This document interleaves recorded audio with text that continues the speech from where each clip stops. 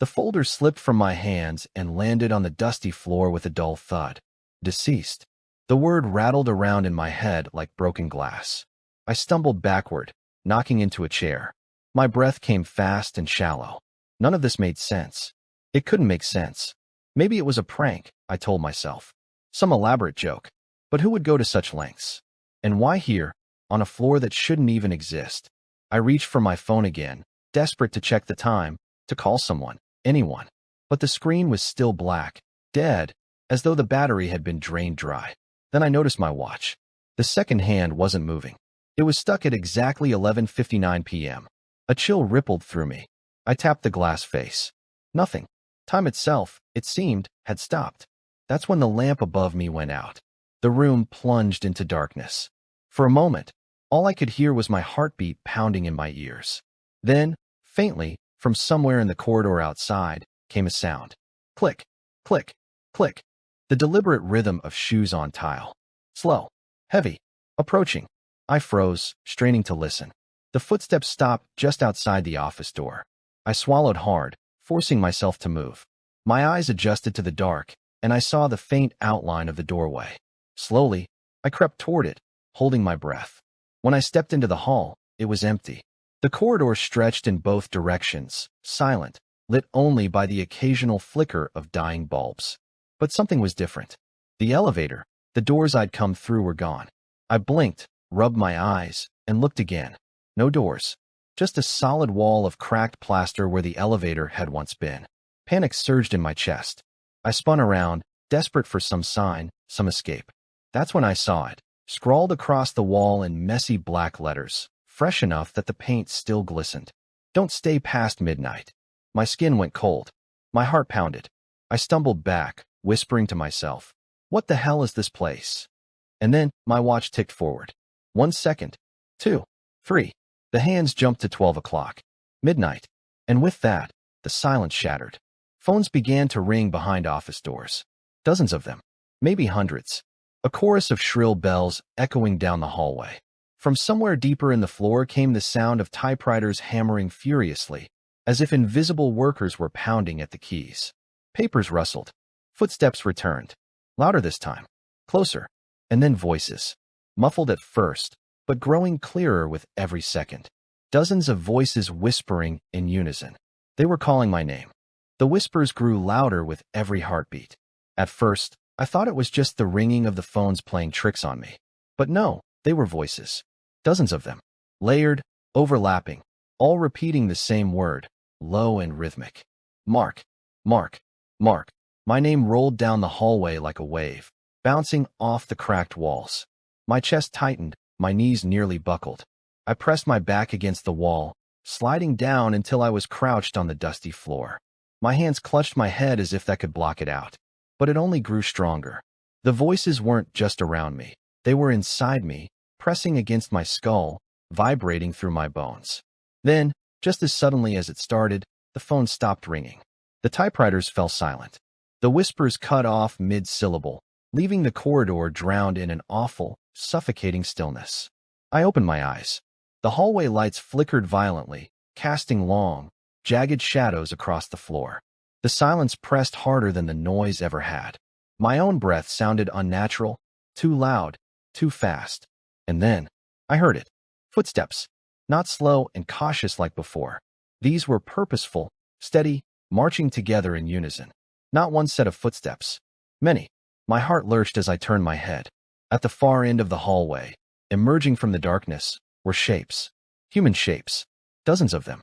Men and women in outdated office clothes. Gray suits, long skirts, buttoned shirts yellowed with age.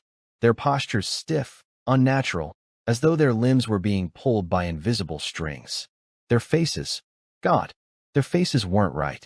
At first glance, they looked normal. But as they stepped closer, the truth became clear. Their features were blurred, smeared like wet paint.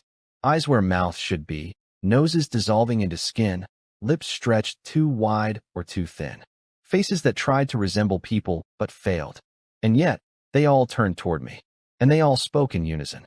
You're late for work, Mark. My stomach dropped. My hands went numb. I scrambled to my feet, stumbling backward, eyes darting around for an escape. But the elevator doors were still gone, sealed behind that cracked plaster wall. The figures kept coming, their footsteps pounding in rhythm now. The smell of mildew and something metallic, like dried blood, filled the air. Closer, closer. You're late. You're late. You're late. I pressed myself against the wall, trying to melt into it. My mind screamed, wake up, but my body refused to move. One of them, a tall man in a gray suit with a crooked tie, stopped just a few feet from me. His head tilted unnaturally far to one side, as though his neck had been broken long ago. He leaned forward.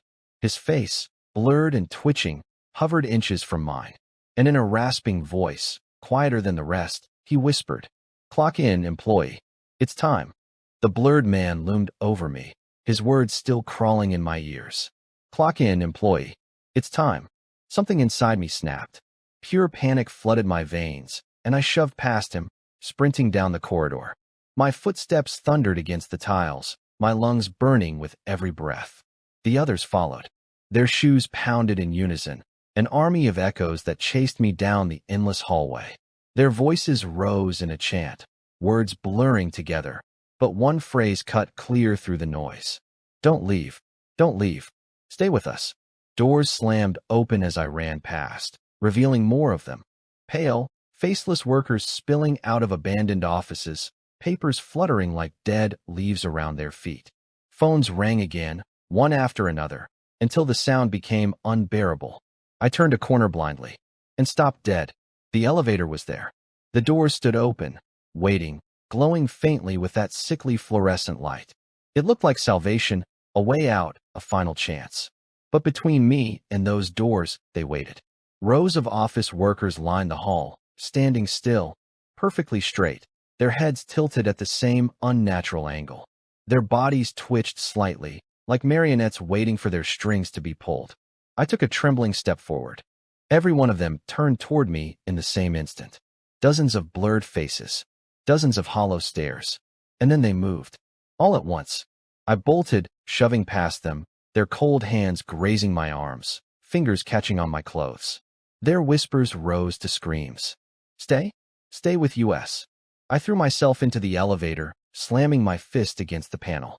The doors began to close, agonizingly slow, as hands clawed toward the narrowing gap. For a moment, I thought they'd stop it, that they'd pry the doors open and drag me out. But with a final slam, the elevator sealed shut. The box shook violently, the lights flickered, and then silence. The numbers on the panel glowed faintly. 12, 11, 10. It was descending. I sank to the floor, shaking, sweat dripping down my face. I had made it. I was going back to the real world. Finally, with a ding, the doors slid open. I stumbled out, relief flooding me, but then froze. The office looked normal again. Bright lights, clean desks, the faint hum of electronics. Exactly how it should be. And yet, something was wrong. The calendar on the wall wasn't from this year. It read, October 1974. My phone buzzed in my pocket. My heart leapt. It was alive again. I yanked it out. But it wasn't my phone. Not the sleek black rectangle I carried. It was old, plastic, with physical buttons and a tiny cracked screen. And in the reflection of the dark glass, I saw my own face. Older, gray streaks in my hair, eyes sunken, skin pale, years carved into me that I had never lived. The phone lit up, vibrating in my hand. A new message. Just one line. "Welcome back to work, employee of the month." The screen froze. My reflection stared back. And behind me, just barely visible in the glass, rows of blurred faces, smiling,